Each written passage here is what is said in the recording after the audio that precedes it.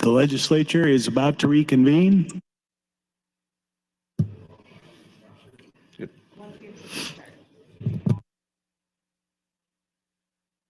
Mr. Clerk, for items. Thank you, Mr. President. New A bill, Legislative Bill 254A from Senator Brewer. It's a bill for not relating to appropriations, appropriates funds, aid in the carrying out of the provisions of Legislative Bill 254.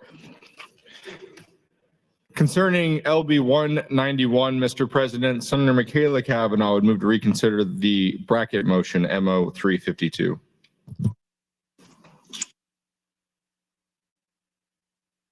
Senator Michaela Cavanaugh, you're recognized to open. Thank you, Mr. President. Colleagues, I feel like whenever I come back from the dinner break that I talk about dinner. So, and then I'm always kind of like regretting my choices, as it were, for dinner, but I've been really good about not snacking during the day. It's kind of hard not to when you're in the chamber because there's snacks throughout the chamber. Like there's Snickers, mini Snickers here, there's mints and patty mints down there, and there are mints or Hershey Kisses maybe up there, some sort of candy back there, all over the place. It's a landmine of sweets in this place. So yeah, I haven't been outside today. I hear that there's not great weather on the way. So that's concerning. I heard mention of hail. And when I say I've heard, like I said earlier, that my world exists in a very small parameters here. This is my world right now. So, so my world exists in this little area right here. And I'm just thinking, okay, what's going on in the world outside? And I just hear random comments like, did you hear it's going to hail? Like, oh, it's going to hail? Is it hailing right now? Is it raining? Is it raining men? Hallelujah. But just pulled up the way, oh, we're in a tornado watch. Okay, watch versus warning. A tornado watch versus a tornado warning. I can never mornings first. So watch is that we are watching for the tornado, and the warning is a tornado has been spotted. So we are watching tornado. We are watching for a tornado. No tornado has been spotted. And it's from 3:45 p.m. to 11 p.m. that we are in a tornado watch. Wow. So I really exist in a bubble around this podium. We've been in a tornado watch for a couple of hours and I didn't know. And it looks like Omaha is also in a tornado watch. So I would like to check in on my family. I hope that they are doing okay. I hope that they're always doing okay, but I hope that they're doing okay, that there's not a tornado. I do remember the first time that we had a tornado warning with my kids, and it was nighttime, and so we actually did have to wake them up and take them down to the basement. And they were so confused by what was happening because they had never been through it before. And I couldn't believe that they had never been through that before, because I remember in my childhood getting woken up during the night numerous times to go down in the basement because there was a tornado. But also there was tornado a lot. I'm sure there's historical data on the number of tornadoes annually in the Omaha area over the years. But I do feel like we had tornadoes fairly regularly in the springtime in Omaha when I was growing up, and it feels like they're not quite as regular now. Still severe and scary and important to take the right steps. Not my house, but the neighborhood area. Well, I guess I don't represent anymore. I sometimes forget redistricting. I lost just like a little piece east of me. It's now in Senator Hunt's district, but that piece by Lewis and Clark grade school or middle school, that was hit really devastatingly by the tornado in like 1976. But also, blanking on the name of the school, the West Side school that is on the same street that my grade school was on was also devastatingly hit by the 1970 something tornado. I feel like it was 76. There was 76 or 78. It was before I was born, not too far before I was born. And it was a very, very severe tornado. And it demolished homes, schools. So was it the 40th? I think we had the 40th anniversary since I've lived in my house. So maybe that was 2018. Maybe it was 78, because I haven't lived in my house since. No, I have. I've lived in my house since 2014. Could have been 76. Could have been 78. Maybe I'll get to the bottom of it at some point this evening and figure out when those big tornadoes were. Or my phone a friend, everybody that's watching outside of the chamber will start texting me and telling me when the tornadoes were. So let's see here. Damaging Nebraska or Omaha. Let's say Omaha 1970s tornado. Never mind, not connected to the internet. Okay. Well then, I still haven't seen the movie Twister. Oh, you heard me talking about the candy. Yeah, it's a landmine of candy in here. It's a beautiful bowl that the candy is in. Landmine of candy. I've never actually seen the movie Twister. I did work at a movie theater when I was Westgate Elementary. Thank you, phone a friend. I did work in a movie theater growing up, and the movie theater, interestingly enough, on Gun Bill Day, the movie theater was sold years ago. It is now a gun range. But I worked at this movie theater growing in high school and in college. And so I had plenty of opportunities to see movies, but Twister was a movie I never saw. I don't know why. So I have no idea. And I like Helen Hunt a lot, but I have no idea if it's a good movie or not. So there we go. Right before we started back up, I went up and asked how much time we have left. 3 hours and 30 minutes. So, and I think we started at 6:01. So that's 9:31. So hopefully no tornadoes come through Lincoln.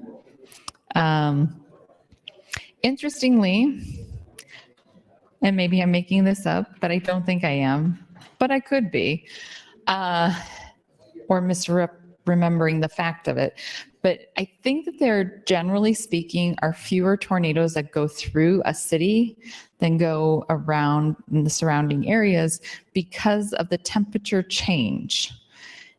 It's probably not decipherable to us, but because of the city and the way a city, buildings, all of that is made up, there is a temperature change from outside of the city. And as such, for some reason, maybe or maybe I'm making it up. We don't get as many tornadoes in the heart of a city. Or maybe we do. I don't know. I could be making it up. So, LB 119 amendment. Okay. Thank you, Mom. She thinks it's May 6, 1975. I'm so glad you're watching me talk about tornadoes right now. LB 191 as an amendment that is LB 1 minute. Thank you, 249. And I was reading before we broke for dinner. I was reading some of the testimony around LB 249. So I am going to return to that, starting back up with Mary Burley of Grand Island, District 35, representing herself and talking about Grand Island's steady population increase year over year. A milestone was reached in 2010 when the growing community reached the population of 50,000 plus residents and was declared an entitlement community, which I don't actually know what an entitlement community is, something that I would like to look up. I'm actually going to make a note that I would like to look up. What is an entitlement community? That's your time, Senator. Thank you, Mr. And you President. are next in the queue. Well, thank you, Mr. President. So I've highlighted this. I feel like an entitlement community is like a thing based on her remarks that it was declared an entitlement community. While the designation required a steep learning curve for the community, it was also a sign of strength and opportunity. So very fascinated as to what the entitlement community could be. I'm going to get back in the queue though. This milestone has led our community to establish Grow Grand Island, a collaborative partnership approach to business and community development. The Grand Island Area Economic Development Corporation is a corporation is a core partner and leads the way for housing, studies, and initiatives. Housing studies done in both 2014 and 2019 reflect the compounding shortage of available housing stock and the leaps needed to meet this growing demand. In 2014, 1,700 units were recommended, with an additional 1,361 units recommended in 2019, bringing the 10-year target to 3,061. Since 2014, we have added 1,551 units, which is only half of the needed units. The 2019 report also described an aging housing stock with even lower vacancy rate of 3.1%. This includes rising numbers of absentee owners, units needing substantial rehabilitation, and units in such poor condition the housing consultants recommended all be demolished. We have to find ways to do more because housing demand is not slowing down. Grand Island employers, like many rural communities, haven't slowed down either. With agribusiness as our foundation, it can be seen woven throughout many existing employers. It is a unifying theme between the community's manufacturing, transportation, and distribution, and travel and tourism business sectors. It represents the community's past, present, and future identity. Grand Island's COVID-related unemployment rate reached 4.9% and was the highest the community has seen in a significantly long time, yet still half of the Nebraska state average of 8.5%. Although Grand Island's unemployment numbers seem healthy, many employers are struggling to fill over 10,000 open or expanded positions. part of that struggle is tied to being able to find housing for workers new to the area.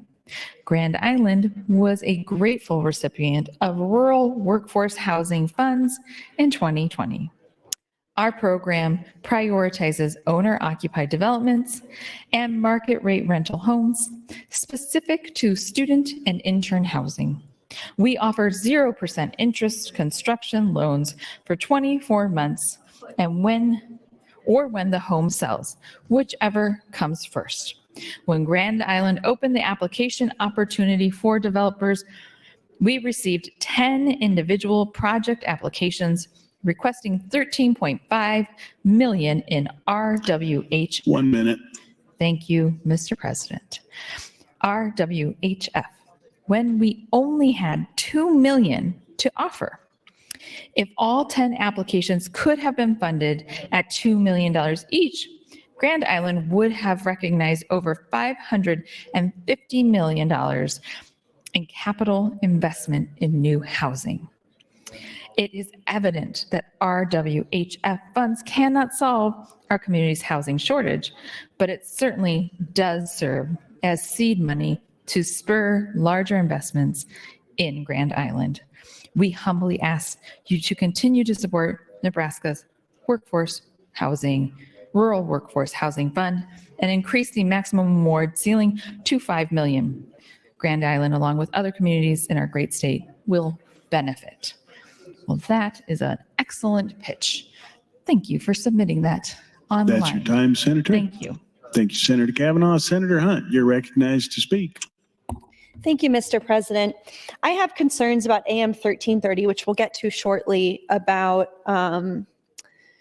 making sure that when we're considering bills that deal with new measures like the Critical Infrastructure Utility Worker Protection Act, which is 267, LB 460, introduced by Senator McDonald, which deals with the Workers' Compensation Act. LB 639, introduced by Senator Blood, which deals with the Workers' Compensation Act. 671 by Senator Hansen, which deals with the Nebraska Training and Support Cash Fund. LB 666 from Senator Reapy, which deals with employment security law. 427, introduced by Senator Reapy, which deals with the Contractor Registration Act. And 249, introduced by Senator Breezy, which works on the Rural Workforce Housing Investment Act. So when we think about these measures, we think about them with a long-term view and an eye toward the future and what potential future legislation in Nebraska could look like. There are many measures and policies that are under consideration this year that I think even every Republican in this body would be surprised that we are considering or that have taken up so much energy in the session. But what that's taught us, right, is that it can always keep going that direction. I mean, if we think this year is dysfunctional, next year can certainly be worse. And I think that just to be safe, we should probably prepare for that. So when I look at how labor laws, like the ones dealt with in LB 191 and in AM 1330, could potentially affect child labor, seeing that all over the country, state houses are passing laws loosening restrictions on child labor in a way that I think it's not that it could never happen here, you know? So making sure that we keep these things in mind, but continuing with this New York Times story, the New York Times did this huge investigation into child labor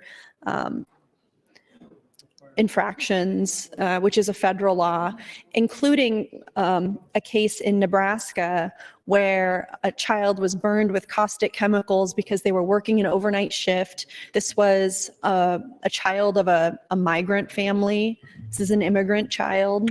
And I still don't think that justice has been served for that kid. But this article continues in its investigation. The Labor Department said it would intensify its investigations of business violations, not just by direct employers of children, but also by the larger companies that contract with those employers or that use children in their supply chain. First, like, what a wild phrase, right? Using children in your supply chain. Okay. In many cases, big companies use contractors or staffing agencies to hire children and then claim they had nothing to do with the abuses. Some of those agencies shut down and reopen under new names when they are fined, said Meredith Stewart, a senior supervising attorney at the Southern Poverty Law Center. The companies that hire them should be held accountable. The department also has the authority to seize any products that are made using illegal child labor, even through the use of contractors. Seema Nanda, the department's chief legal officer, said in an interview that it would use that authority aggressively, as well as every other litigation tool available. The administration also said it would do more to coordinate the protection of children, 1 minute. particularly, thank you, Mr. President, particularly those who migrate across the border unaccompanied by a parent and then receive little supervision once they leave immigration shelters. In some cases, the Times reported, HHS has lost touch with designated sponsors and the children themselves, leaving them vulnerable to sex trafficking or other criminal exploitation. The administration lacks all the tools to do the job right. Because its budget has been held flat by Congress, the Wage and Hour Division lost 12% of its staff between 2010 and 2019, and Ms. Nanda's office lost more than 100 lawyers. So the Labor Department doesn't have enough investigators to effectively pursue illegal child labor practices. In addition, under current law, the maximum fine for a labor violation by a company is $15,138 per child, often little more than the cost of doing business for big companies. Thank you, Mr. President. That's your time. Thank you, Senator Hunt. Senator Day, you're recognized to speak. Thank you, Mr. President. I would like to yield my time to Senator Michaela Cavanaugh. Senator Michaela Cavanaugh, that is 4 minutes, 50 seconds. Thank you, Mr. President. Thank you, Senator Hunt.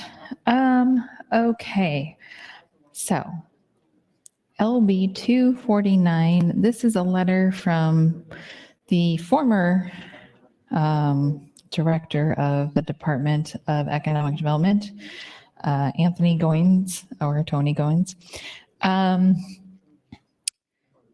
The Honorable Merv Reapy, Chair, Business and Labor Committee, Room 1308, State Capitol. Re LB 249, change provisions of the Rural Workforce Housing Investment. Dear Chairman Reapy, I request this letter be entered into the record in neutral position to LB 249. I am writing to provide testimony on LB 249, which would change provisions of the Rural Workforce and Housing Investment Act, RWHIA. The Nebraska Department of Economic Development's position on LB 249 is neutral. Gonna have to get another lozenge. Okay. Starting with the passage of RWHIA in 2017, the legislature has made housing a major priority. Expanding inventories of high quality, reasonably priced housing units is crucial to Nebraska's economic development. A shortage of affordable housing can be a significant obstacle to overcome when recruiting businesses to relocate to Nebraska or expand in our state. Conversely, having an ample supply of attractive and affordable homes is a major selling point for a community when courting a potential investor.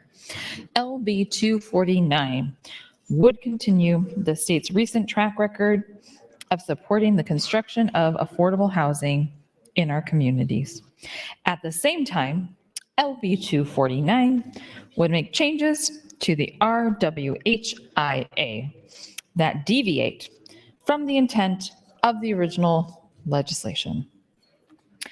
Specifically, LB 249 would remove language that prohibits using the Rural Workforce Housing Investment Fund in conjunction with other programs such as community development block grants and HOME, capital HOME, funds. Investments through the RWHIA were initially designed to be flexible and not subject to restrictions of many other housing programs, such as income limits, affordability periods, etc.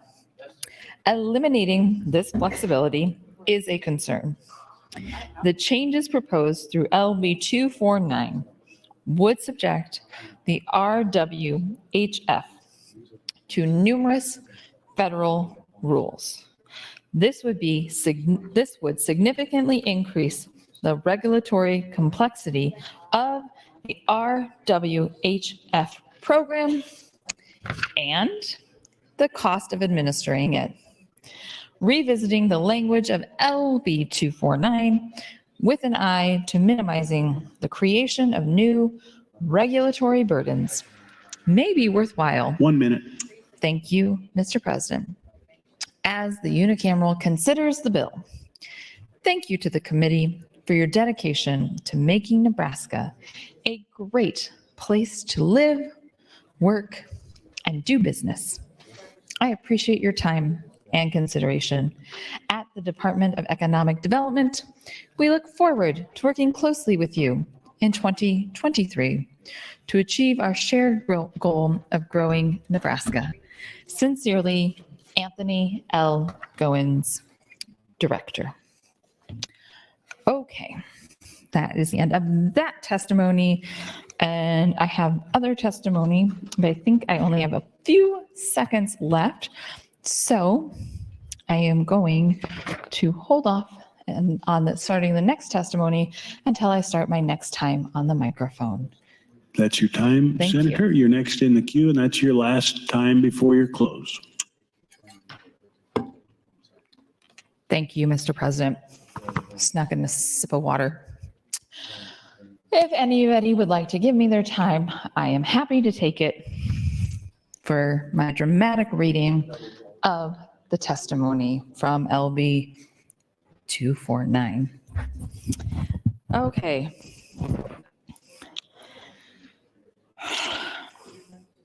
Trevor Lee from Kearney, Nebraska, District 37.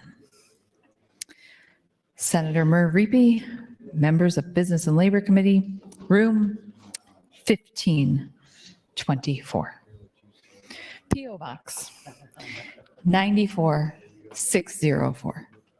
State Capitol, Lincoln, Nebraska. 68509. Dear Senator Reapy, Legislative Bill 249. The Development Council for Buffalo County would like to voice our support for Senator Breezy's Legislative Bill 249, with the caveat that amendments will be made to assist past recipients with existing funds and/or investment plans. Nebraska can attribute much of its success and the weathering of the pandemic to strategic and thoughtful investments of the Nebraska unicameral and implementation of the programs like Rural Workforce Housing Investment Act. Buffalo County was the recipient of 2017 RWHF, or Rural Workforce Housing Investment Act, allowing our organization to have a significant impact throughout the county, in villages and cities alike. However, the need for affordable and quality housing remains and has been exacerbated by workforce shortages that plague the state. While we support the bill in principle, we request the following: clarifying language that de-obligates unallocated and/or revolving funds in an existing investment plan, RW, in parentheses, RWHF program, end parentheses, for which the recipient has ceased administration. And 1, language that explicitly allows for the unallocated and or deobligated funds from prior RWHF, for which administration ceased to be utilized as a match for future RWHF applications. 2, RWHF has a massive impact across the state in communities large and small. Because the need for quality and affordable housing remains, Legislative Bill 249 will continue this positive impact held by communities, helping communities help themselves. 1 minute. Thank you, Mr. President. Sincerely, Trevor Lee, Executive Director, Development Council for Buffalo County. The next testimony, proponent for LB 249, is from Karina McCormick. And I'd just like to say, if anybody wants to yield me their time, I will happily take it. I believe I have done all of my times on this, except my closing. Karina McCormick, District 28, representing herself, is I shouldn't say that, I don't know that Karina's pronouns are her, representing themselves, is a proponent of LB 249. Position comment, yes. Representing self, I support changes proposed in That's your time, Senator. Thank you, Mr. Senator President. Hunt, you're recognized to speak. Thank you, Mr. President. Talking about, the potential for this body in the future to be making changes to our child labor laws, given what's happening around the country and given how low this body has gone this year, we ought to plan to go lower. We ought to anticipate that. And so that's why I am doing a little bit of research today about different child labor laws and how Congress has approached them, how federal law has changed, and what kind of limitations we have in the Department of Labor on the federal level to investigate these things. The New York Times reports that federally, we don't have the tools to do the job right and investigate these claims of child labor abuse. It says, because its budget has been held flat by Congress, the wage and hour division of the Department of Labor lost 12% of its staff between 2010 and 2019. And Ms. Nanda, the director's office, lost more than 100 lawyers. So the Labor Department doesn't have enough investigators to effectively pursue illegal child labor practices. In addition, under current law, the maximum fine for a labor violation by a company is $15,138 per child, often little more than the cost of doing business for big companies. Exactly. It's cheaper to pay the fine than it is to lose the business. And so there's really no incentive at all if they even get prosecuted, if they even get caught, if anything even gets pursued, which because of the lack of manpower in the Department of Labor, we know is likely to happen. And that's how these things happen, like kids working overnight in meatpacking plants in Nebraska, kids working at laundering warehouses, getting caustic burns on themselves, working overnight as children. Many of us have been working for years in this legislature to lower the age of medical consent in Nebraska to 18, because right now it's 19. If you're 19 and you're at UNL and you got to go to the nurse and get a flu shot or something, you actually have to have parental consent to get that. You have to have parental consent to get any kind of care in Nebraska if you're under 19. So that includes a lot of college students. And it creates a lot of problems for parents when they realize if their kid goes to school in Nebraska, they're going to have to bother to give parental consent if they ever need any medical treatment. And unfortunately, in some cases, sometimes that causes students to delay care and 18-year-old Nebraskans to delay care and actually get worse because of that. But that's not the age group we're talking about. You know, it's not like a question of if you're 18 or 19, which is what most of our laws that we talk about the age of minority have to do with. We're talking about 13-year-olds working overnight and getting injured. Comprehensive immigration reform would be the best insurance that migrant children have the protections they need. If families can stay together, minors will be less vulnerable to abuse and better able to seek legal protection. So consider that point. If we know migrants are coming into the US, if we keep those families together, if we keep migrant kids with their parents, they're less likely to end up in situations of sex trafficking or abuse or being put in these positions where they're working overnight shifts at factories and meatpacking plants in Nebraska. The administration has asked Congress for more enforcement money in its current budget. Thank you, Mr. President. The administration has asked Congress for more enforcement money in its current budget and for higher penalties. Neither request is likely to be granted, and immigration reform seems far in the distance. Protections against, quote, oppressive child labor, however, have been part of American law since the Fair Labor Standards Act was passed in 1938.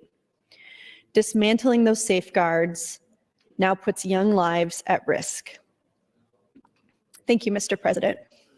Thank you, Senator Hunt. Senator Conrad, you're recognized to speak. Thank you, Mr. President. I'd yield my time to Senator Hunt if she so desires. Senator Hunt, that's 4 minutes, 54 seconds. Thank you, Senator Conrad, and thank you, Mr. President.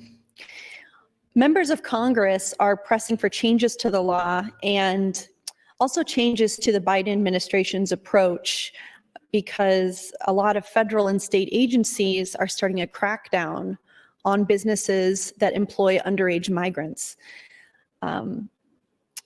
Members of Congress are pressing for stricter laws to prevent and penalize the use of child labor and tougher vetting by the Biden administration of adults who take custody of unaccompanied migrant children, as revelations about the exploitation of underage migrants by employers have prompted outrage among policymakers. Days after an investigation by the New York Times revealed the explosive growth of migrant child labor in the United States, federal and state enforcement agencies have begun a crackdown on companies that employ children, and the Biden administration is under pressure to make broader changes to the way it deals with minors who arrive in this country without their parents.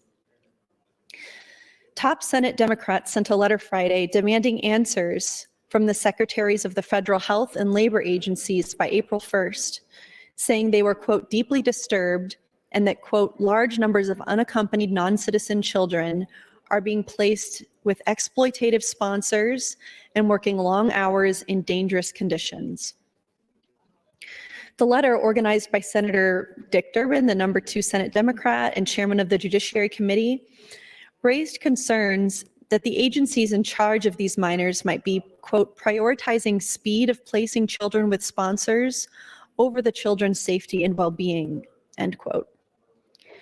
The Health and Human Services Department, whose Office of Refugee Resettlement is in charge of housing migrant children, is supposed to ensure that sponsors protect migrants in their care from trafficking or exploitation. But as more and more children have crossed the border, the Biden administration has pushed to release them from the overburdened shelters as quickly as possible. Xavier Becerra, the department's secretary, has pressured staff members to move with the speed of an assembly line, the Times found. On Monday, officials said they were conducting a 4-week internal audit of the vetting process. The letter came as Republicans in Congress have been savaging the administration for allowing the shadow workforce to grow. Mr. Durbin and other Democrats are also proposing tough new legislation to increase maximum civil fines and criminal penalties for violations of child labor laws, as well as make it more difficult for employers to get around existing prohibitions against hiring minors. And this is good because, like I said, the maximum fine right now for a child labor violation by a company is just over $15,000. And for many of these employers, the amount of labor that they can extract from a child is worth more than $15,000 to them, much more. So in a business sense, they would rather hire the child, break the law, engage in this child abuse, which these child labor violations are, and then get caught and pay the fine if it comes to that. But we also know that because the Department of Labor has been so gutted because they haven't had a budget increase, they've lost over 100 attorneys, that they don't even have the infrastructure to pursue these kinds of claims. I think that as we talk about things like labor laws, workers' compensation, wages. 1 minute. Thank you, Mr. President. We have to look to the future and think about how these laws are going to be carried out as our laws continue to change in Nebraska, because they will. A lot of these Christmas tree bills that we've been voting on this week and last week, they're full of pretty non-controversial bills, but we also have to prepare colleagues that we're going to have some more difficult conversations coming up. Conversations around criminal justice. These are bills that all came out 7-0, but we're going to have bills coming up that might be 5-4. And making sure that we have thoughtful analysis of those bills, and the fact that 8 hours may not even be enough time to do that. Thank you, Mr. President. Thank you, Senator Hunt. Senator Day, you are recognized to speak. Thank you, Mr. President. I would like to yield my time to Senator Michaela Kavanaugh. Senator Michaela Kavanaugh, you have 4 minutes, 52 seconds. Thank you, Mr. President. Thank you, Senator Hunt.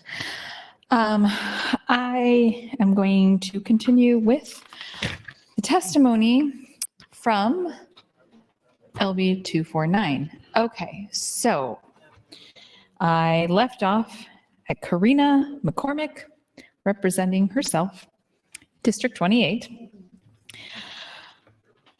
I support the changes proposed in LB 249, even though the program in question is specifically for rural areas. It mirrors programs for the state's more urban areas, of which I have experience. In parentheses, I am sharing my own opinion, not my organization. End parentheses. I serve on the board of the South Downtown Community Development Organization and have become familiar with the costs and complications of property development intended for the public good. Many times, it is necessary to combine funding sources in order to ensure the units are affordable to families. Following accepted definitions of affordable housing at various income levels. Removing limitations on other sources of funding, page 4, lines 2 to 5, is important and perhaps necessary for the success of some projects. Moreover, there are a limited number of organizations seeking to build workforce housing in rural areas. Specifically, that nonprofit organizations may apply for more than one grant is a sensible improvement to the bill, in that it allows these organizations to work up to their capacity for change without arbitrary reductions in their reach. I can particularly imagine a nonprofit organization being able to enact similar projects in different areas of the state, which would serve more communities than would be practical under the existing language. Further, as construction and land prices have increased, increasing the limit to $5 million from $1 million reflects the reality of development needs for projects of this kind. The next testimony is from my constituent, Jill McDermott, representing the League of Women Voters of Nebraska. Jill did not put that she's my constituent, but I know that she is, because I've knocked on her door before. RE LB 249. Change provisions of the Rural Workforce Housing Investment Act. Support. Dear Senator Reapy and members of the Business and Labor Committee, since the 1960s, the League of Women Voters of the United States has supported increasing low and moderate income housing and endorsed recommendations which advance the goal that every person and family should have decent, safe, and affordable housing. In the same vein, the League of Women Voters of Nebraska endorses LB 249, which incentivizes nonprofits to build. 1 minute. Thank you, Mr. President, to build affordable housing in rural areas. Dave Rippey, a contributor to the Nebraska 2022 statewide housing needs assessment, noted that rural areas have their own needs, some relating to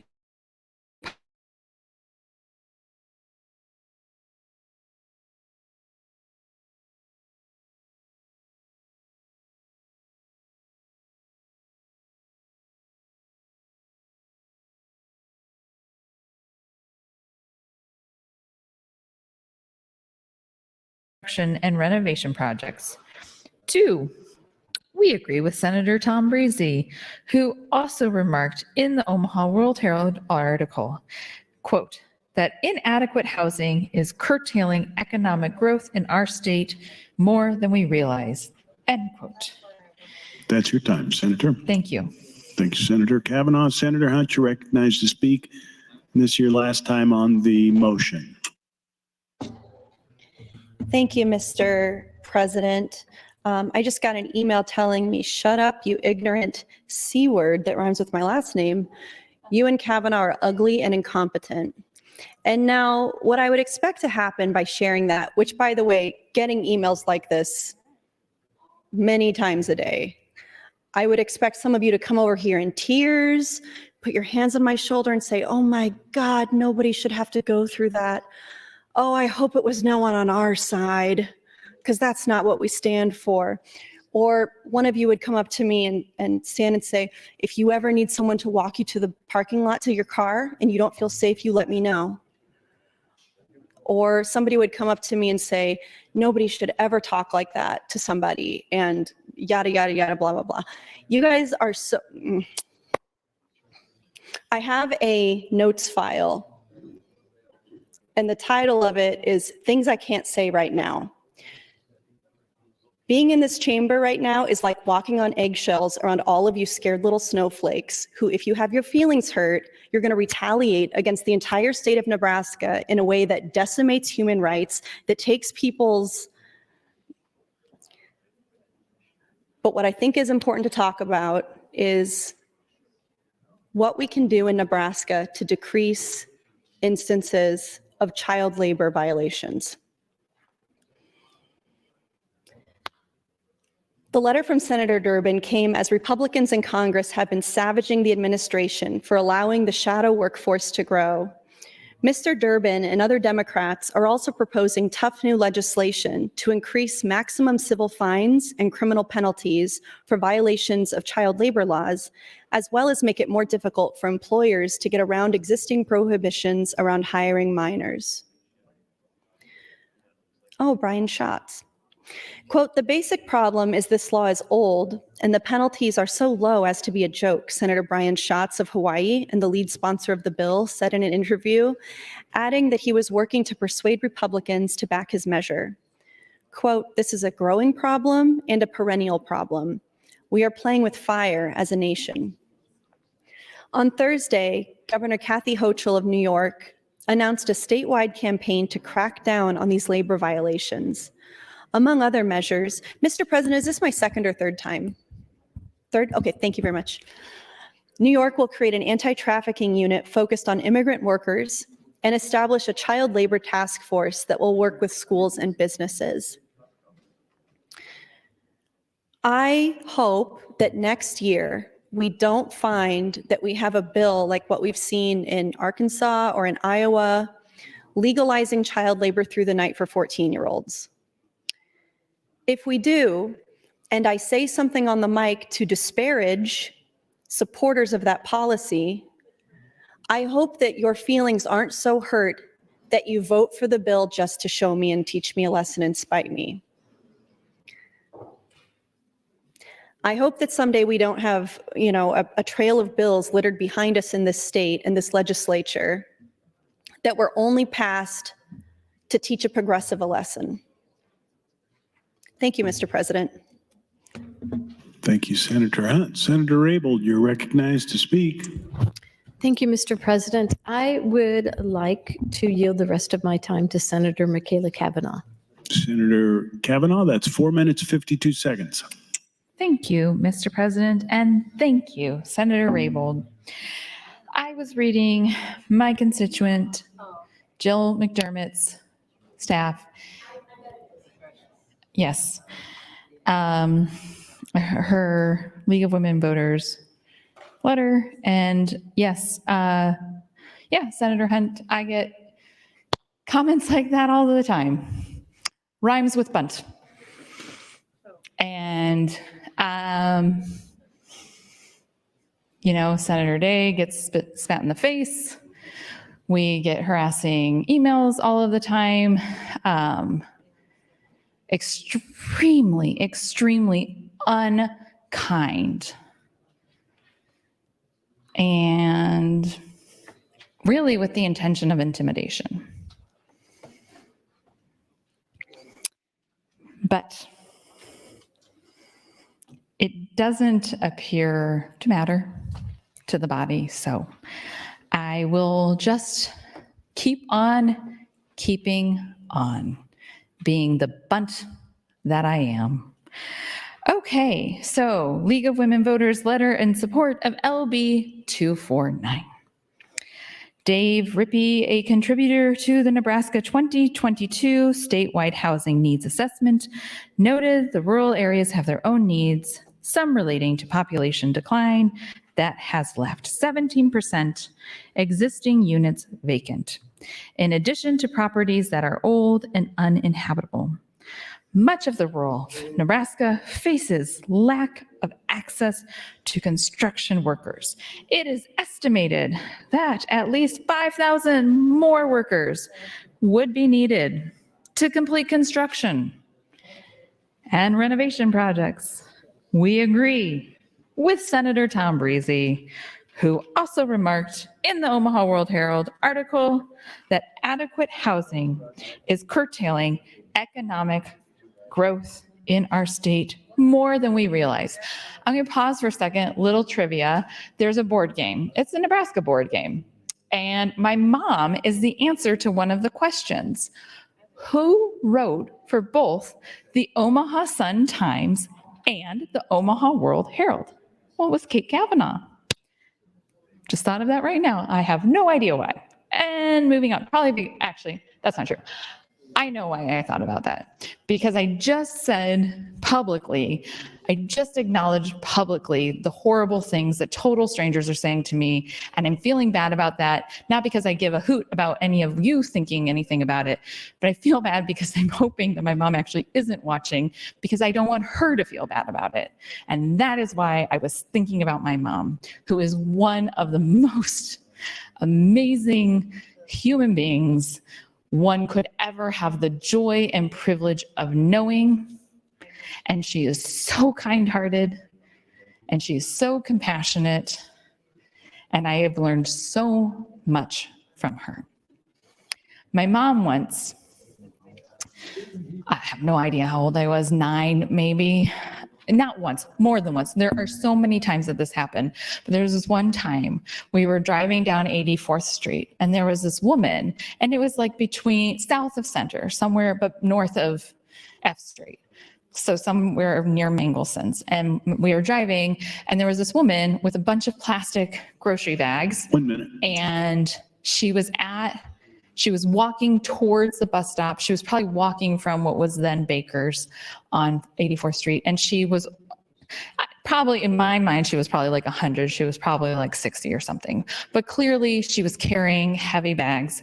And my mom pulled over I have no idea what million errands she was running with her 8 kids. She pulled over and she had me get out of the car and help this woman put her groceries in the back of the car, help her get in the car before she ever asked her where she needed to go. And took her where she needed to go. And that is the woman who raised me.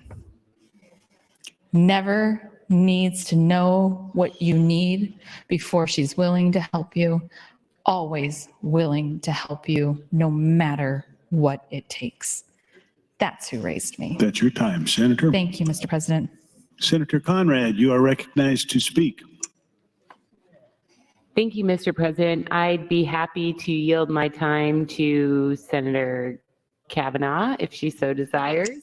Senator Kavanaugh, that's 4 minutes, 40 seconds, 50 seconds.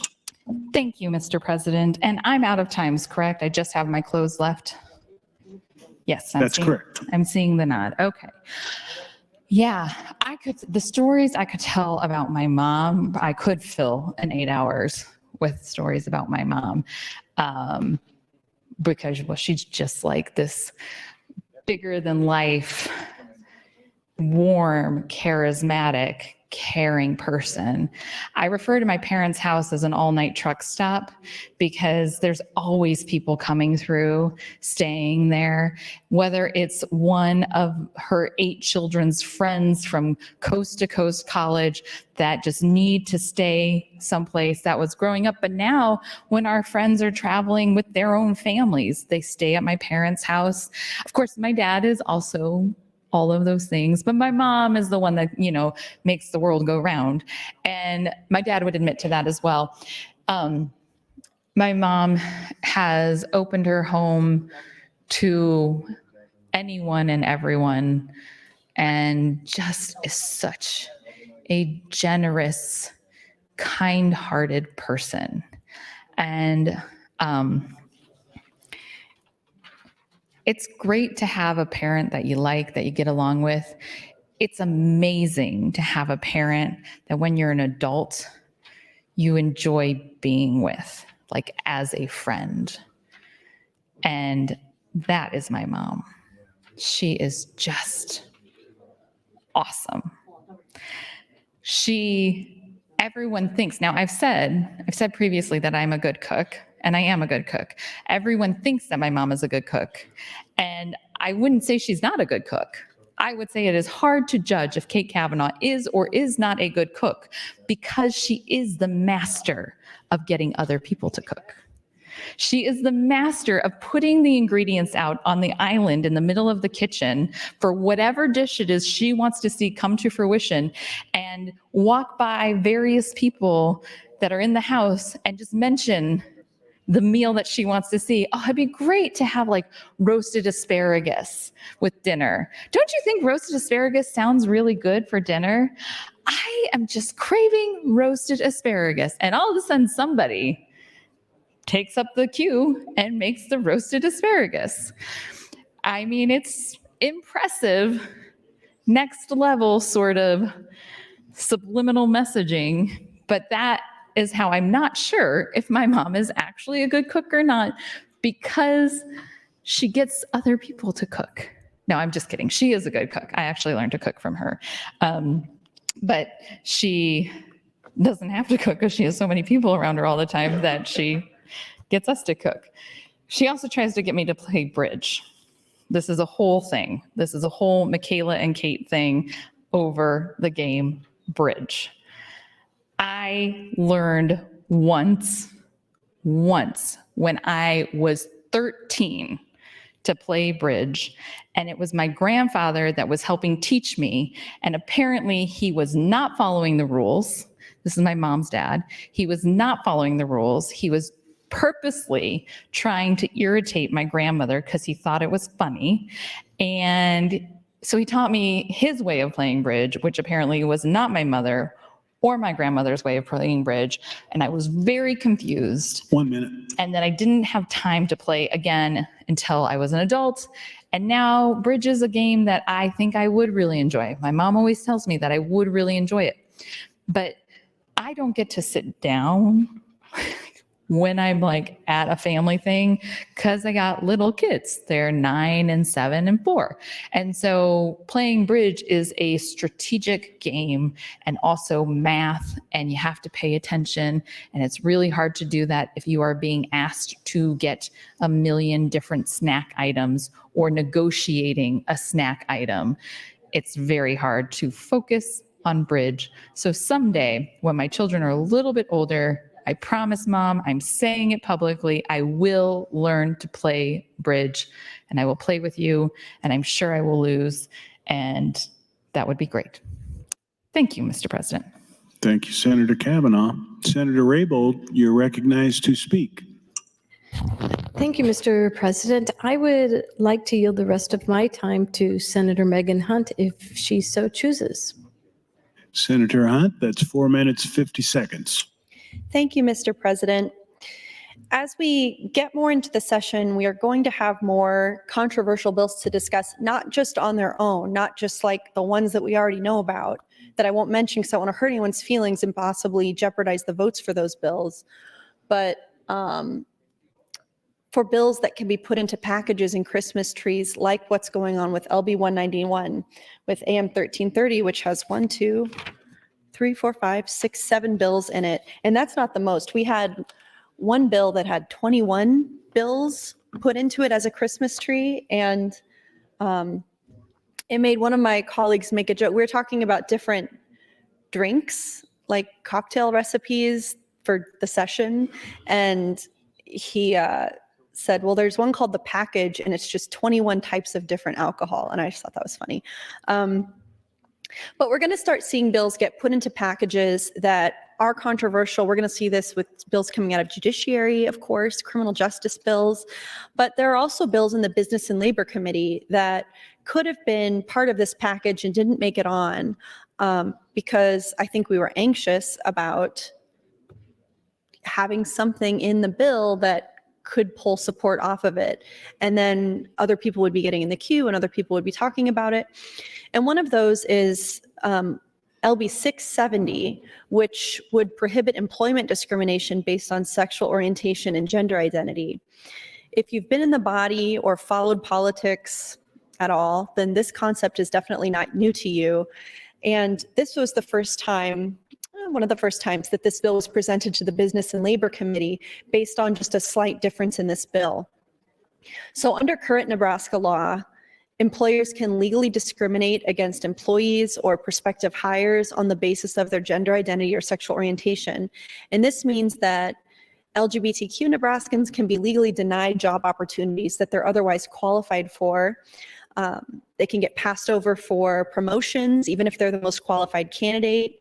They can be denied the necessary training that they need to do their jobs. They can endure harassment or retaliation, or have their hours cut, or be given less preferred assignments, or even just be fired based purely on who they are and who they love and what the picture of their spouse that they have on their desk looks like. So LB 670 is a little bit different than other bills that were brought in the past because this bill, LB 670, would apply these specific non-discrimination provisions to employers of all sizes.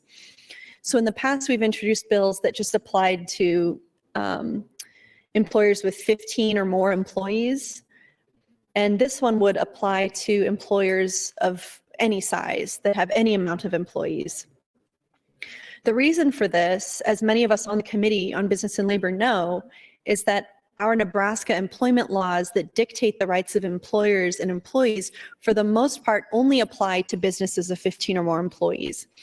The Nebraska Fair Employment Practice Act, which contains our current statutory discrimination protections for workers in other protected categories like race, gender, religion, national origin, those provisions today only apply to employers with 15 or more employees.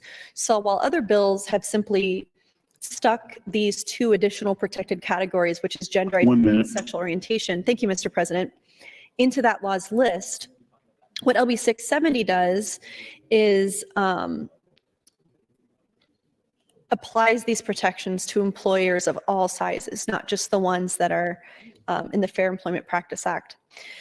So the way we did it with this bill is we created two classes of employers, and we defined them, class 1 employers and class 2 employers, based on the size of the business and how many employees they have.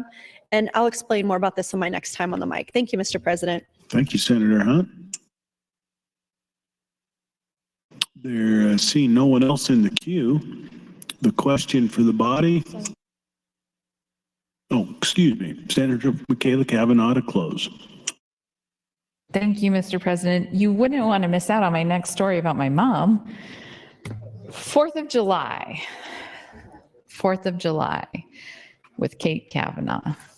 Okay, so my mom is very creative, and she oftentimes recovers cushions and things like that, or has a seamstress from her church help her recover cushions. So like her outdoor patio, she'll find some great fabric at a remnant store or something like that and get it recovered.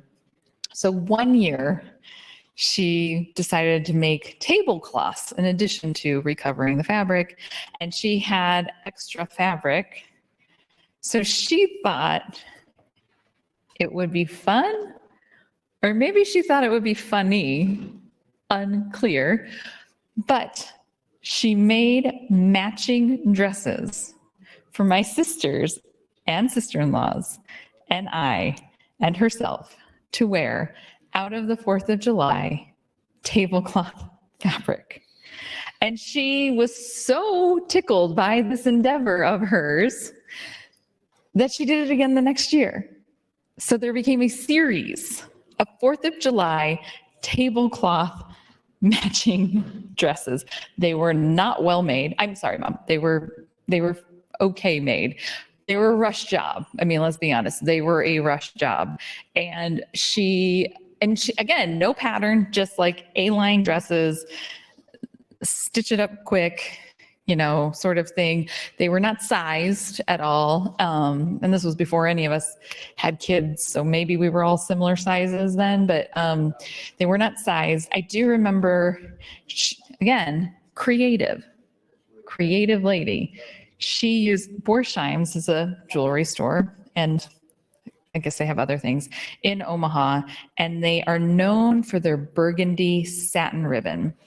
And anytime there's something with a Borsheim's burgundy satin ribbon, my mom always saves them because you can reuse the ribbon for something else, and they're lovely ribbons. And this must have been shortly after my oldest brother got married, and he and his wife, because she seemed to have an abundance of the ribbon, so probably from wedding gifts or something.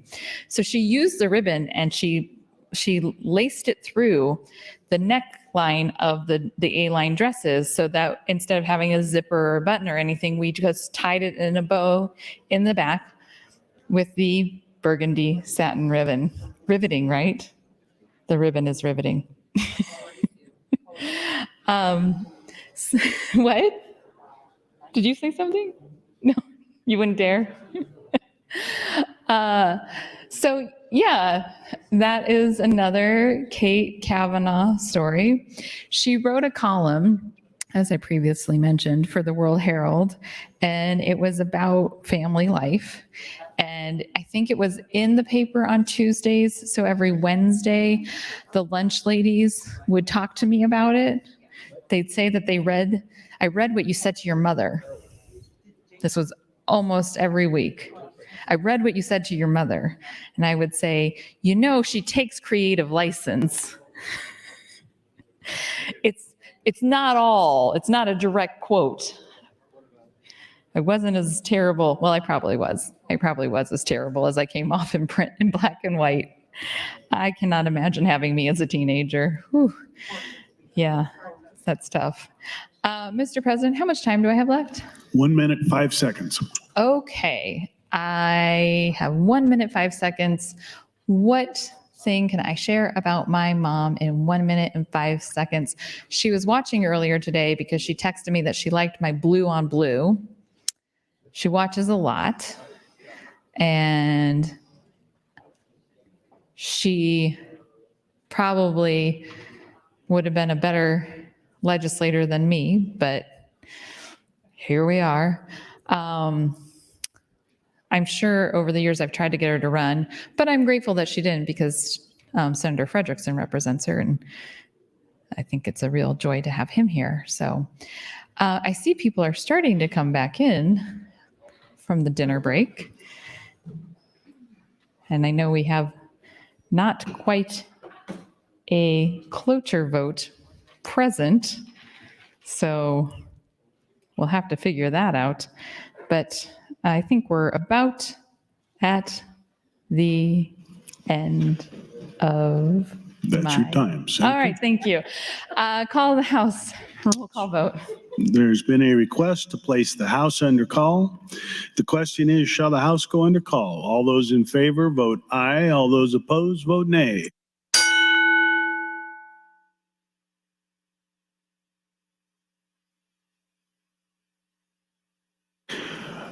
Mr. Clerk?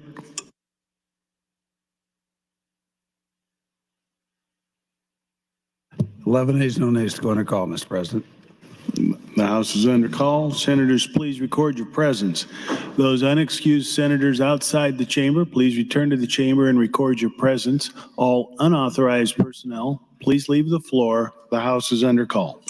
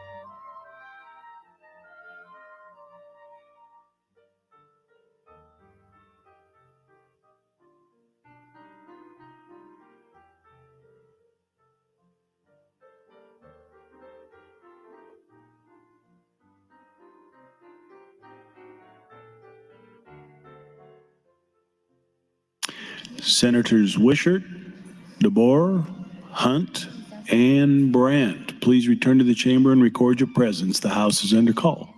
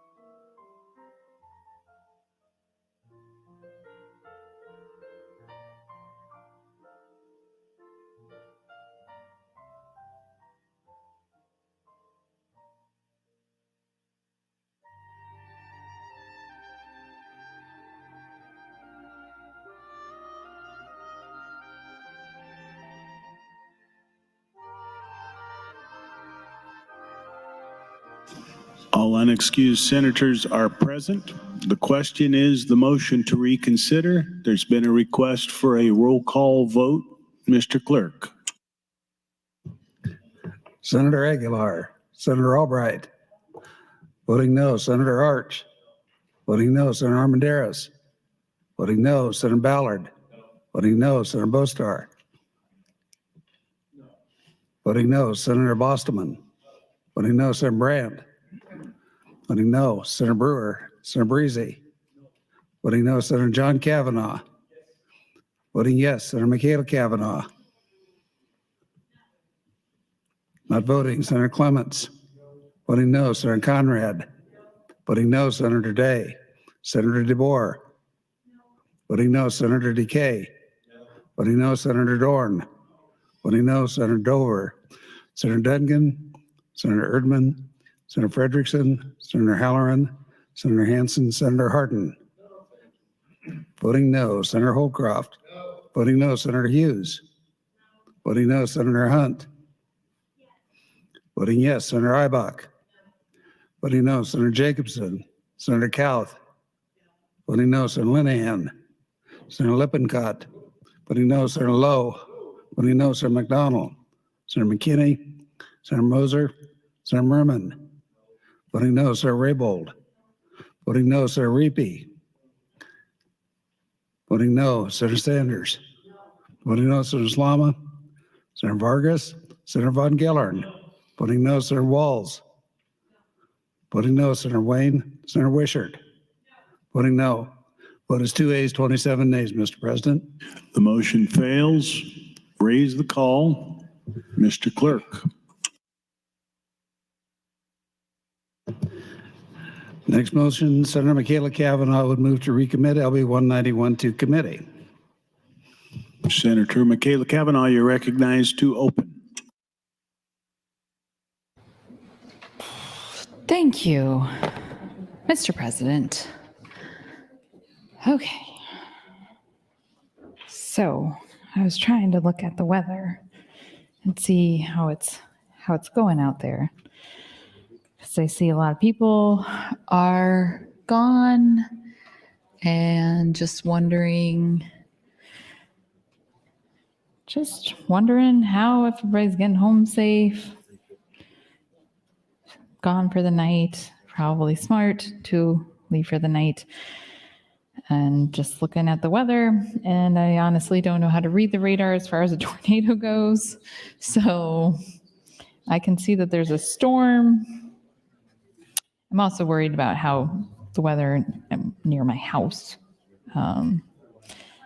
because my kids are at my house and my husband is at my house, or at least I think they are. I suppose I don't know that for certain. I hope they aren't at soccer, because it seems ill-advised to have soccer in a tornado warning. Watch, not a warning, watch. So I assume that if there was soccer practice, what day is it? Wednesday. There's soccer practice on Wednesday. So I would assume that if there was soccer practice tonight, that it was canceled, or I hope that it was canceled. My kids are having kind of a strange soccer season in that they, well, I guess it's not that strange. It's Nebraska. It's weather. But last weekend, soccer was canceled. And then, so my one kid hasn't had a soccer game yet. And my other two have had soccer games. And so I'm just like wondering when my oldest is going to have their soccer game, because they haven't had it yet. Anyways, I played soccer. I was on defense. That was my job. I was always on defense. I was also on defense in basketball. I think part of that is that I was not very good at shooting the ball or kicking the ball into the net. So I was set to block. We all have our roles to play. When you're on a team, we all have our roles to play. Some people are really good at offense. Some people are really good at defense. I'm good at blocking, I guess. Seem to be. Okay, so back to the task at hand. LB 191. I had read Jill McDermott, Social Policy Director of the League of Women Voters, testimony, referencing some articles. Ooh, Strategic Housing Council of Nebraska. Hold on. Hold up. Let's look this up. Oop, sorry. I don't know what I'm doing. Okay. Strategic Housing Council of Nebraska framework. Ooh, that looks interesting. Strategic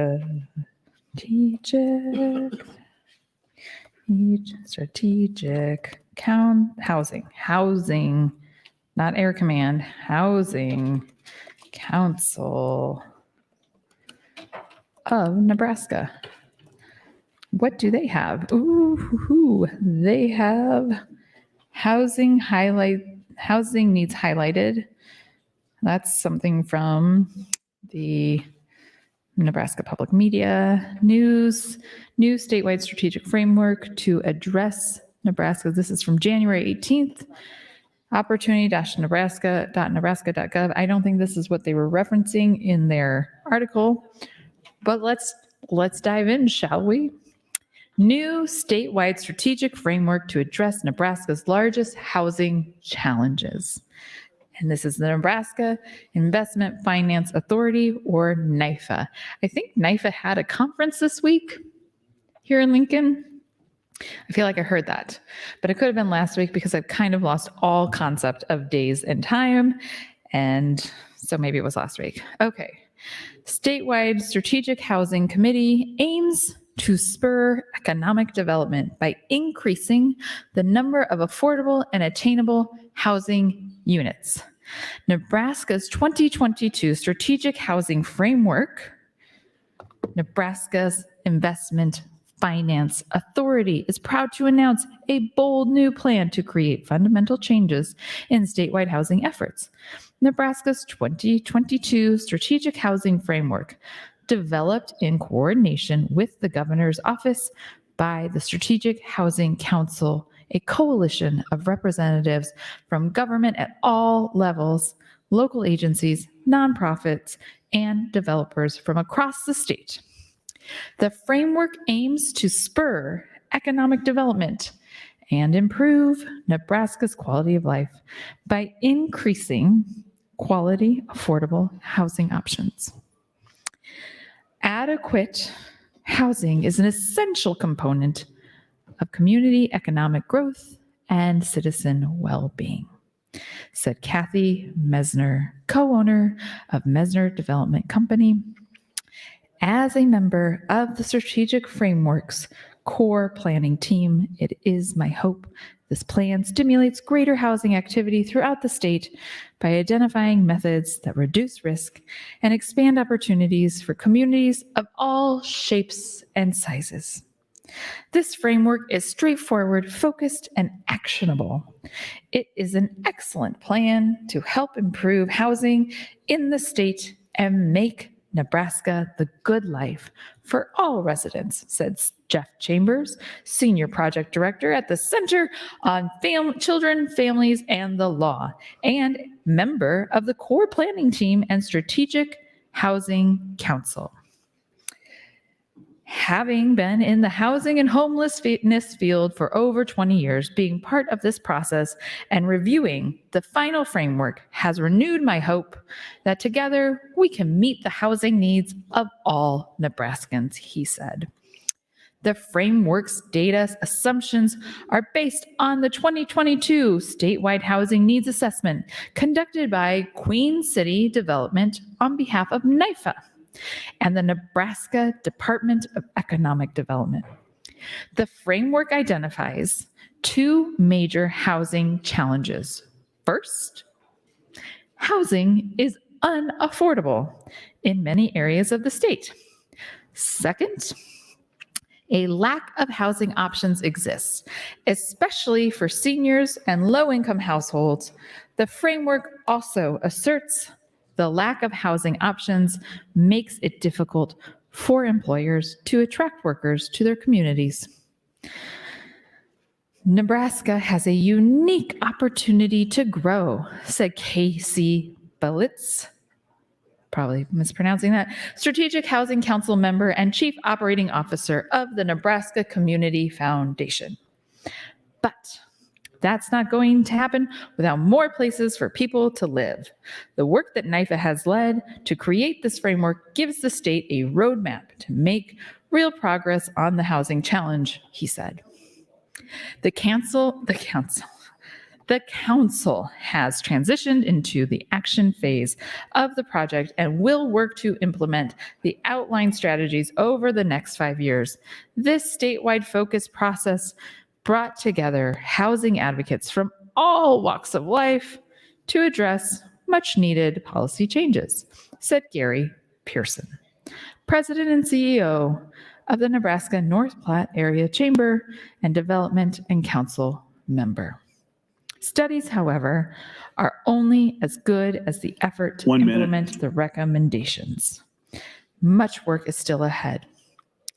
Thanks to the passion and collaboration of housing advocates and partners from across the state, we've made it through the first step, said Shannon Harner, Executive Director of NYFA. Solving our housing issues will require a continued, concerted, and collaborative effort from the grassroots of our communities to our state agencies and legislative branch. We invite everyone to help make the framework's shared priorities a reality by working within their community, nonprofit organization, or private business, as well as advocating for policies and programs that will support the outlined goals and result in That's your real time, change. Senator, and you're Thank next you. in the queue. Fantastic. Okay. To learn how you can advocate for or join the effort of the Strategic Housing Council, or for a complete copy of the 2022 Strategic Housing Framework, visit nifa.org/housing-framework or email info@nifa.org. Well, let's go. Don't mind if I do. Let's go look at the NYFA housing framework. Let's see here. Copy and paste that. I imagine that there is someone out there watching this right now that is like, okay, boomer. Like, I am not a boomer. I am too young. I am not young, but I am too young to be a boomer. But I am trying to copy this. Oh, there we go. This website and paste it into this browser, and it is apparently very challenging for me. Okay, I am just going to type it in because I cannot figure out how to copy and paste. I kid you not, I cannot figure out how to copy and paste on my laptop right now. So nifa.org/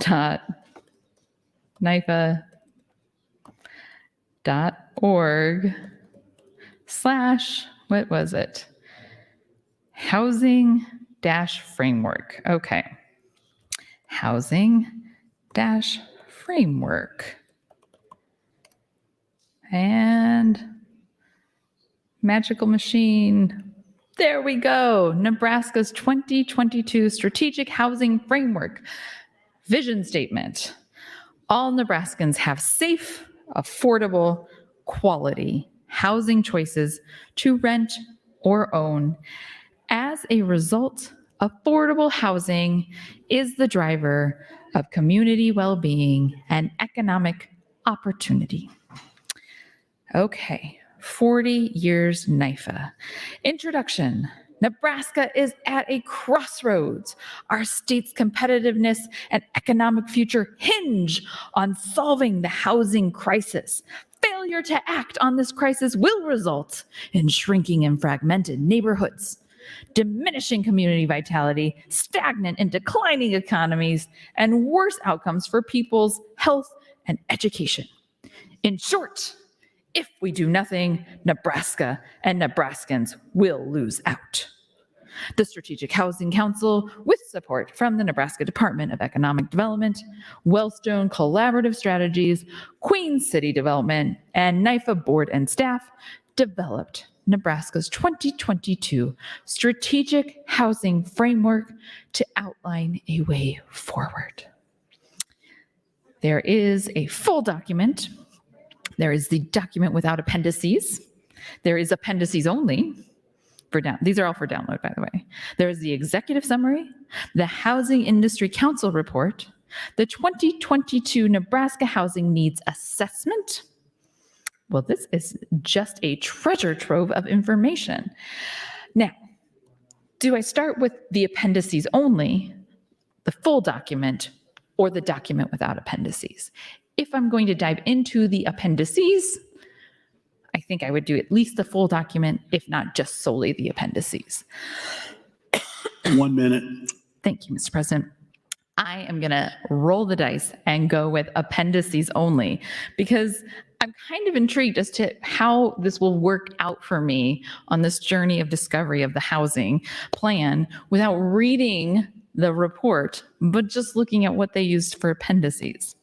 I've never done it this way before. I've always been a bit of a traditional gal when it comes to reading reports, where I read the report and then I look at the appendices. But tonight, I am mixing things up. That's right, I'm in the mix. I'm reading the appendices first. Walking on the wild side of report reading, it's bananas. I think I'm about out of time, so I'm not going to start the appendices until my next time on the mic because, I mean, I might be wild, but I'm not that wild. I'm not an animal that I'm going to start the appendices with only 20 seconds left and then have to stop and then get back into the appendices. So instead, I'm just going to wait until the time is up and then I will go. That's your time, Thank Senator. you. Senator Hunt, you're recognized to speak. Thank you, Mr. President. I'm talking about a couple other bills that I think could potentially be included in the committee package with the amendment AM 1330. And one of those is LB 670. So 670 is a little bit different than other bills we've seen in the past because it implies non-discrimination provisions for gender, identity, and sexual orientation to employers of all sizes. The Nebraska Fair Employment Practice Act, which contains our current statutory discrimination protections for workers in other protected categories, applies only to employers with 15 or more employees. So while other bills have simply stuck these two additional protected categories onto that law's list, this bill is a little bit more complicated and a little different because I decided it was worth discussing a measure that would apply these protections to employers of all sizes. So you'll see in the text of LB 670 that this is done by creating two classes of employers and defining them. Class 1 employers and Class 2 employers, for those with more or less than 15 employees respectively. The gender identity and sexual orientation anti-discrimination provisions are then applied to both classes of employers while exempting Class 2, which is the smaller employer, from other requirements included in the Act that might be more difficult or cumbersome for businesses to implement. The Nebraska Fair Employment Practice Act covers many sections with various requirements for employers. I know that in past conversations about why the Act should only apply to 15 or more employees, I've been told that the law was structured that way as to basically not overregulate small businesses out of business. There are a whole bunch of administrative requirements in the Act that arguably are feasible for a mid to larger sized company to implement that might be less feasible and more difficult for a small employer with only a couple employees to fulfill. And that's another discussion for another day. And I'm actually looking in the future if it would be a good idea to have a different act that protects employees of small businesses in other ways. Because as a small business owner myself, I do recognize that there are some things that large companies can do with their HR departments that would just be a huge drain and too difficult for a smaller company. So the spirit of LB 670 is that without picking apart what any other requirements of the NFEPA should do or shouldn't apply to smaller businesses, we're only applying the anti-discrimination provisions to smaller businesses in LB 670. That's why the language in the bill, if you take a look at it, it looks a little bit complicated and confusing. It's that it adds categories protected against discrimination to this new smaller class of employers while exempting them from all of the other requirements of the Act. There's some things in the Act like accommodations for persons with disabilities and pregnant women, for example, that just resource-wise could be harder for an employer or a handful of employees to implement. But what I will say is that for employers of any size, it costs absolutely nothing to not discriminate against workers based on their gender identity or sexual orientation. I've gotten a lot of emails saying that this is government overreach or this is going to harm small businesses. And I'm just racking my brain because I can't think of a single circumstance where it would be more difficult or more costly not to make an employee feel discriminated against based on their identity. If someone is doing a poor job, sure, you can demote them, you can fire them. All companies will still have the right under this bill. Maybe the worker isn't a good fit for your business, or there's a reason based on their behavior or their interactions with customers or something like that. Under this bill, employers could still deal with that as they see fit. It's just under LB 670. Thank you, Mr. Employer. Just about. Thank you, Mr. President. It's just that under LB 670, no employer can keep someone in the back room or give them less hours or fire them purely because they're gay. So there's a couple questions that I continue to get with this bill related to the Supreme Court Bostock versus Clayton County decision that prohibited discrimination against LGBTQ people in employment and public accommodations, and why this bill is necessary given that decision. And I can tell you several reasons for that in my next time that I have an additional 5 minutes. Thank you, Mr. President. Thank you, Senator Hunt. Speaker Arch, you're recognized for a message. Thank you, Mr. President. Colleagues, I just want to let you know we're under a tornado watch and severe storm watch. And so I've decided we will adjourn tonight at 8 o'clock so you can get home safely, and we'll see what the storm brings. Thank you, Mr. President. Thank you. Senator Michaela Cavanaugh, you're recognized to speak. Thank you, Mr. President. Thank you, Speaker Arch.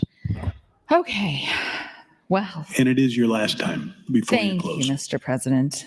Yes, I am looking at the Nebraska 2022 Strategic Housing Framework appendices. They are 24 pages. If for those who are following along or those who just joined, I am rolling the dice. I am walking on the wild side. I am reading the appendices before I read the report because it was an option available to me on their website. Appendix 8, Strategic Housing Council members. Council members of the Strategic Housing Council are listed below.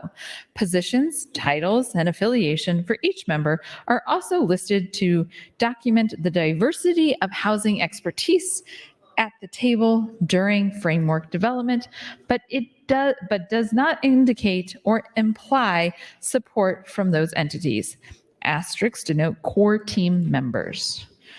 Okay, I am not going to read this list because it's long and I might butcher somebody's name, and I'm looking at it and I see that a relative of mine is on the list.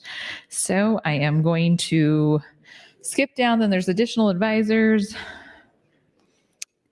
And then there's the Wellstone Collaborative Strategies. This is all still Appendix A. Okay, Appendix B. Council process. The council made several foundational decisions at the start of the process to guide their framework, scope, and guiding principles. The Nebraska Investment Finance Authority is one of the leading agencies working to ensure Nebraskans have enough housing at a price all residents can afford. NYFA's board, in consultation with the governor's office, has asked NYFA to host the development of a strategic housing framework that is actionable and accountable. The aim is to build an ecosystem of partners that will continue to shepherd the framework's implementation while aligning and coordinating Nebraska's housing efforts across the state and local agencies, nonprofits, and developers. I am going to take a moment to make the font bigger for my boomer eyes. Okay. To begin building this ecosystem and develop the framework, NIFA has formed the Strategic Housing Council. The future housing ecosystem will allow anyone access across the state to better access available programs, funding agencies to administer housing programs, and funds more efficiently. And for end consumers to find greater numbers of housing units available for their use.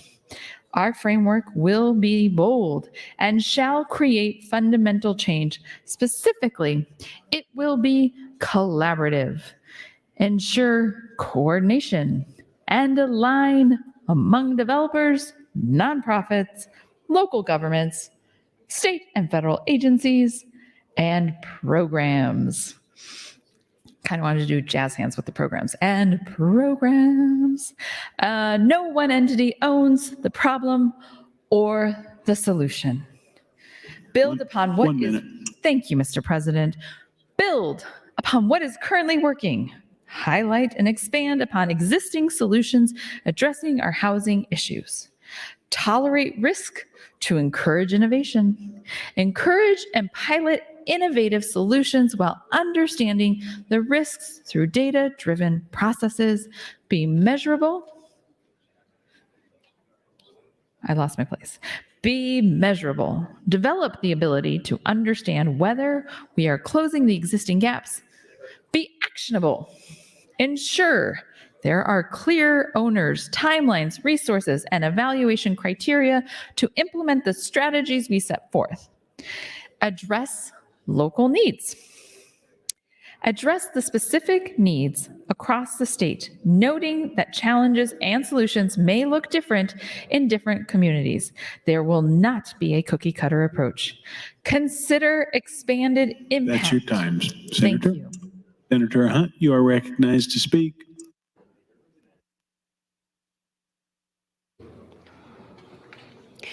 Thank you, Mr. President. So talking about employment discrimination, a question that I continue to get is with the Supreme Court Bostock versus Clayton County decision that prohibited discrimination against LGBTQ people in employment and public accommodations, why a bill like this is necessary. And I can tell you several reasons. After the Supreme Court ruling, which I'll refer to as Bostock, the Nebraska Equal Opportunity Commission had to begin processing cases on the basis of sexual orientation and gender identity for the first time.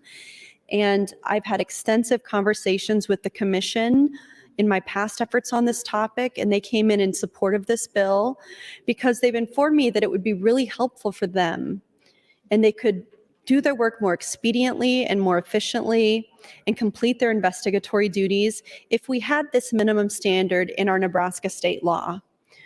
Without clear coverage in state law, cases have to be taken federally. When the state law doesn't at least mirror the federal baseline, it creates inconsistency. And what the Equal Opportunity Commission told me is that smaller businesses that don't have legal counsel often don't understand their rights and responsibilities in this area. And the Nebraska Equal Opportunity Commission is the entity that's then there to educate them. So getting something like LB 670 in state law would allow the Equal Opportunity Commission to fully leverage federal funds that are available to help protect Nebraskans from discrimination. The commission also indicated that clarity in state statute and leveraging funds could also help them conduct education and outreach efforts and help employers that are smaller learn about what their rights and responsibilities are to protect themselves and to avoid costly litigation. By passing LB 670 into state law, we would be providing an avenue for recourse. We would be providing a recourse in the state court or local court instead of a federal court.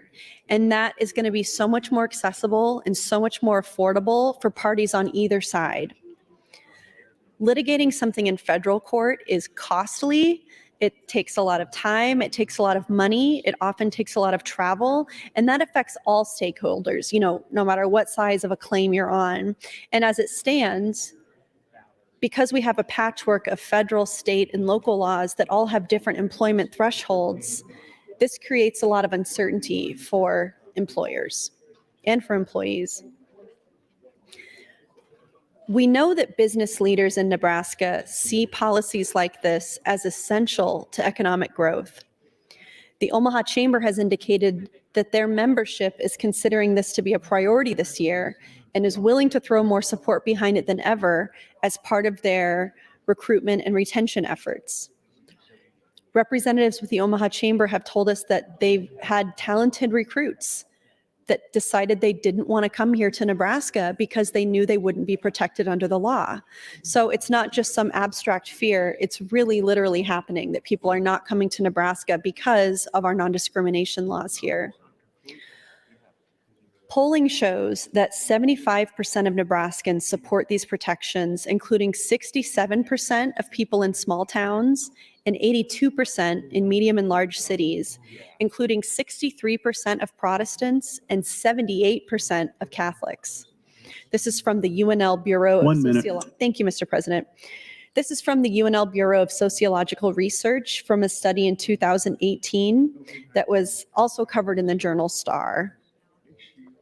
The fact that Nebraska's laws don't reflect the beliefs of our state's citizens, it honestly makes us look really closed-minded and really regressive. Open Sky Policy Institute, which I'll talk about my next time on the mic, they just published an editorial in the journal Star today or yesterday talking about how the social culture war, that's what we call it, the culture war things that the legislature is doing will likely undo all the benefits that we get from tax cuts just because people are not seeing Nebraska as a state where they have a future. Thank you, Mr. President.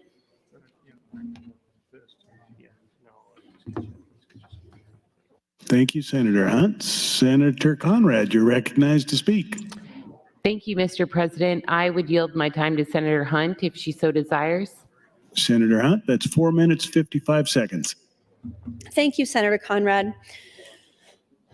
In 2022, when I brought the old version of this bill, I conducted an informal survey on social media to which hundreds, not like 200, but like 900 Nebraskans responded. And one of the key takeaways of the survey was that young people don't want to live in a place where the culture doesn't reflect their values.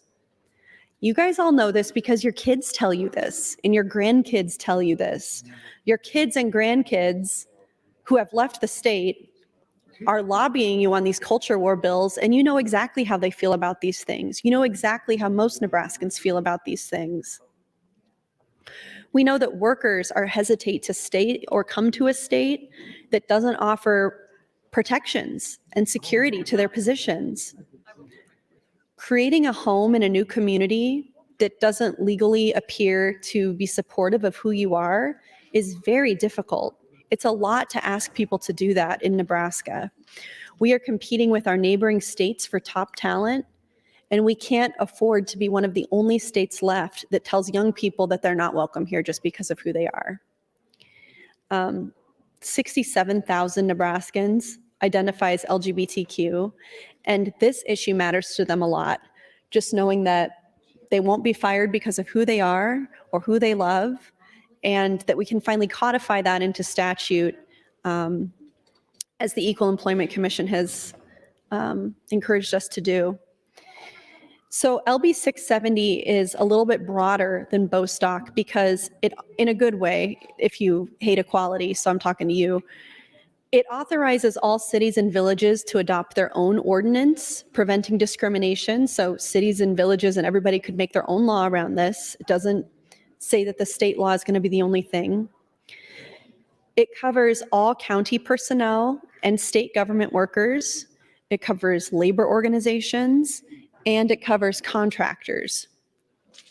It also provides that someone who quits a job due to discrimination can be eligible to collect unemployment. And also with LB 670, all employers with one or more employees would be covered, not just employers that have 15 or more employees. There are also religious exceptions in this bill. For religious employers, The act that this bill would amend, which is the Nebraska Fair Employment Practice Act, it already has an exemption for religious companies, Section 48-1103. And this was, Senator Geist, when she was here, former Senator Geist, who's now running to be mayor of Lincoln, this was her hang up. And this is what she really couldn't understand about the bill. But the Nebraska Fair Employment Practice Act, which is the act that this bill would amend, they have an exemption for religious businesses, which is Section 48-1103. And that section exempts religious corporations and associations from the Nebraska Fair Employment Practice Act, and thus it excludes them from these categories. So this would cover any religious-based employer, such as the Catholic Conference or churches or church employees or whatever. In the text of Section 48-1103, and again, Senator Geist really struggled to understand this, but the section reads, exceptions to the act. The Nebraska Fair Employment Practice Act shall not apply to a religious corporation, association, or society with respect to the employment of individuals of a particular religion to perform work connected with— 1 minute. Thank you. The carrying on by such corporation, association, or society of its religious activities. So basically saying, if the Nebraska Fair Employment Practice Act conflicts with your religion in any way, doesn't apply to you. And this is unbelievable to a lot of people because they think there's a gay conspiracy or something, I don't know, but all we really want is to pass these protections for employers, not to discriminate against people based on their religion or something like that. So in 48-1101, the purpose section of this act states that employers are not required to hire or give preferential treatment to anyone based on any of their identity categories, whether it's age, race, disability, national origin, gender, whatever. And that means they don't have to do anything different or give anyone special treatment. The only thing is they just can't refuse to hire That's your somebody. time, Senator. Thank you. Thank you, Senator Hunt, and you're in the queue, and this is your last time on the motion. Thank you, Mr. President. So it's not saying that they have to do anything different or give anyone special treatment. They just can't refuse to hire somebody exclusively on the basis of them being gay. They just can't fire somebody exclusively on the basis of being LGBTQ. So the purpose of 48-1101 reads, it's the policy of this state to foster the employment of all employable persons in the state on the basis of merit, regardless of their race, color, religion, sex, disability, or national origin, and to safeguard their right to obtain and hold employment without discrimination because of their race, color, religion, sex, disability, or national origin. Denying equal opportunity for employment because of race, color, religion, sex, disability, or national origin is contrary to the principles of freedom and is a burden on the objectives of the public policy of this state. The policy of this state does not require any person to employ an applicant for employment because of his or her race, color, religion, sex, disability, or national origin. And the policy of this state does not require any employer, employment agency, labor organization, or joint labor management committee to grant preferential treatment to any individual or to any group because of race, color, religion, sex, disability, or national origin. It is the public policy of this state that all people in Nebraska, both with and without disabilities, shall have the right and opportunity to enjoy the benefits of living, working, and recreating within this state. It is the intent of the legislature that state and local governments, Nebraska businesses, Nebraska labor organizations, and Nebraskans with disabilities understand their rights and responsibilities under the law regarding employment discrimination and the prevention of discrimination based on disability. So what this says is that it's the responsibility of the employer to understand the law. And what the Nebraska Equal Opportunity Commission has told us many times is that without clear coverage in state law, they have to take cases federally. It's a lot more expensive, and you're paying that. It's a lot more expensive for this state to have that happen. They say it would be more helpful for them to be expedient, to be efficient, to save money, to complete their investigations on claims if we had this minimum standard in our state law. When the state law doesn't at least mirror the federal baseline, it creates inconsistency. And the fact is, of course, that smaller businesses often don't have legal counsel. You know, it's hard to think of a lot of small businesses of 15 or fewer employees that have a legal department, or even that have an attorney on retainer at all. And the Nebraska Equal Opportunity Commission ends up needing to educate them. So that's a burden and a cost on the commission. There are federal funds that we could be pulling down to help pay for that we are not able to access because of our law today. And getting this bill, LB 670, in state law would allow them to fully leverage all federal funds that are available to them to help protect Nebraskans from discrimination, to help carry out investigations, not just, claims that gay people make, but claims that people make based on race or based on ability or based on gender. All of the different kinds of claims that the Equal Employment Opportunity Commission already deals with. The commission also indicated that clarity in state statute and leveraging funds could help them conduct education and 1 minute. outreach. Thank you, Mr. President. And make sure that these small businesses that don't have a legal department, that don't have attorneys on retainer, that they know what their liability is and they know what their responsibility is as an employer. And likewise, so employees know what their responsibility is as well. Thank you, Mr. President. Thank you, Senator Hunt. Senator Conrad, you're recognized to speak. Thank you, Mr. President. I would yield my time to Senator Kavanaugh if she so desires. Senator Kavanaugh, you're recognized to speak. Thank you, Mr. President. This is probably it for the evening since we are adjourning in 5 minutes. So I was reading the Strategic Housing Framework appendices, but I think I will save that scintillating content for tomorrow. So this has been an unusual session for many reasons. We have a new senator in the body tomorrow. That's going to lead to some procedural things that I haven't seen before during session. When last year, when we had a senator leave and a new senator seated, it was very late in the second session of the biennium, so we didn't really bother, and I guess they weren't a committee chair either, so there was that. So we didn't have quite as many things to housekeeping. That's what you would call them. We didn't have as many housekeeping things as we will have with this one because we are in the first year of the biennium and we are just 2/3 of the way done with the session. So we do have housekeeping items to take care of tomorrow.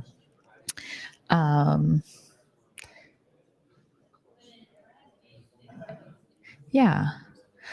So we've had a lot of bills. We've had a lot of Christmas trees, or I don't know what other words have been used to describe them other than Christmas trees. Ride along, tag along, jump in the wagon. I don't know. Canoe. Just canoe of bills. I don't know. A long canoe, a toboggan. How about a toboggan? We have a toboggan of bills. A clown car. I'm not going to go with the clown car analogy because I am actually terrified of clowns. And so much so that my 9-year-old has a Ticket to Ride game, and one of the cards has like a clown on it. We were playing the game. The whole family was playing the game on Sunday, and they kept saying, "Oh, mommy, you don't want that card. It's got clowns on it." And I was like, well, I think I can handle a playing card that has a clown on it for a few seconds. But I did look at it and I did not care for it at all. But yeah, I suppose some of these some of these massive clown cars are as horrifying to me as an actual car full of clowns would be. So maybe that is an apropos comparison. Yes. Anywho, that's neither here nor there. It's just getting to that point in the night where I am tired. I'm tired of talking. And at some point, I will be curious. This is a future project for someone, definitely not me. I would be curious about the various topics I have talked about just in this week alone. What have I talked? Because if you asked me to tell you the things I've talked about this week alone, all I could tell you is that I started reading the appendices of the NIFA framework report prior to reading the report because I was walking on the wild side. And I decided to read appendices instead of, I decided to do appendices before I did the report. And that's the level of hijinks you can expect from me. Yeah, I really truly am a nerd, I guess. And probably tomorrow I'm going to have like some real deep regret and anxiety over the fact that I didn't read the report before reading the appendices. But I was feeling saucy. So I went with the appendices first. And it was an option available to me on the website. So I thought, well, why not? Normally, when you download a document, the appendices are at the bottom of the document. And so you really wouldn't make sense for you to just go straight to the appendices. But this had the full document, or you could download it without the appendices, or you could download just the appendices. And I was like, well, look at this smorgasbord of options. I'm going to go with the appendices. That's your time, Senator. Thank you, Mr. President. Thank you, Senator Kavanaugh. Mr. Clerk, for items. Mr. President, amendments be printed. Senator Michaela Kavanaugh and Senator McDonald to LB 191. Mr. President, priority motion. Senator Merman moved to adjourn the body until Thursday, April 20th at 9:00 a.m. The question is, shall the legislature adjourn for the day? All those in favor say aye. The opposed say nay. We are adjourned.